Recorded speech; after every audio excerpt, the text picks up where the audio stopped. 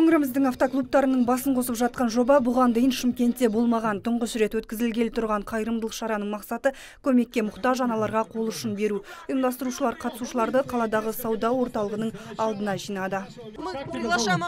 Біз қайырымдылық шараға барлығында шақырамыз. Бізде қатысушылардың жас ерекшелігіне шектеу қойылмайды. Және де жұрттың әлеуметтік жағдайына назар аудармаймыз. Біз үшін адамдардың барлығы да бірдей. Бастысы мұқтаж жандарға көмек көрсетіп қол ұшын беру. Сауда орталығының алды бейбеленіп ән салынды. Жомарт жандар үшін қайырымдылық жәшігі қойылған. Наргиза Юртаева жобаға қатысуға асыққан көлік жүргізушілерінің бірі. Ол мұндай қайырымдылық шараларының көбейгенін қалайды. Себебі қазіргі таңда көпшіліктің көмегіне мұқтаж жандардың саны артқан дейді.